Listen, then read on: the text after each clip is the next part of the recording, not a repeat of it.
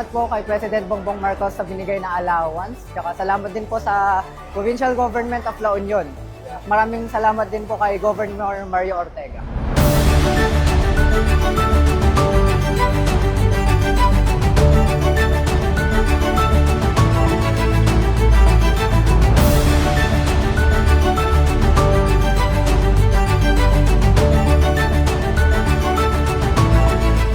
My pleasure to welcome each and everyone, especially our special guest, Apo Secretary Ana Maria Lazaro. Amin Apo, nga dagitoy nakipartisipar, tinatunay nga tabono, nga awan sa bali, nuhaan nga datoy Apo, pinag-greet tayo madamdama, iti birthday, datoy ingungutin tayo nga presidente, nga kadwa tayo nga Ilocano. Ket daton nay Apo pinagselebrar na amo yung matay na po. Datay Apo kayat na nga makita dagitoy pinagturas iti naduma-duma nga paset iti gobyerno tayo. Ako po ay naririto bilang kinatawan ng ating mahal na Pangulo Ferdinand Romualdez Marcos Jr. upang ipaabot ang kanyang taus-pusong pasasalamat at pagbati sa inyo. Sa nulubog ang araw, huhubog ng umagang sa silangan matatanaw.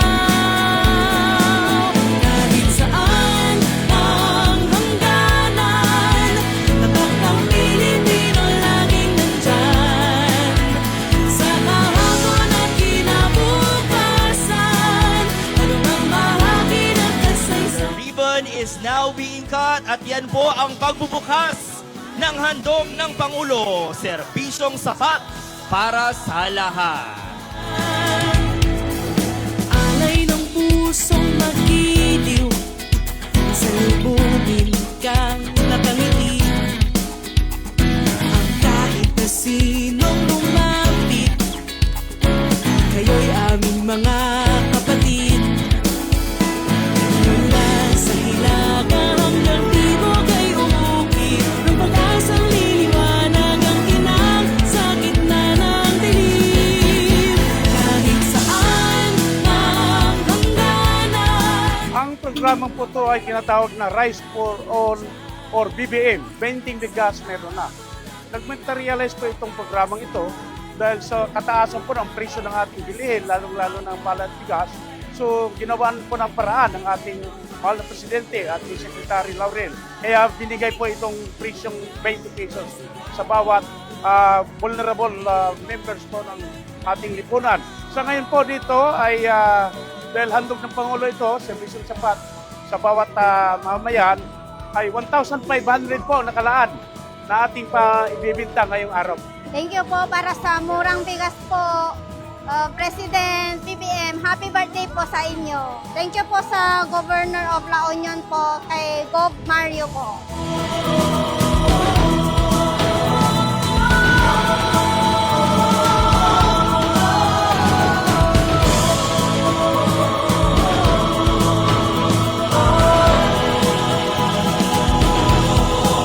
Kahit saan mang hangganan, tatak ng Pilipino. Nakakasiguro kayo na nandito kami upang maglingkod at itinatama ang mga maling sistema.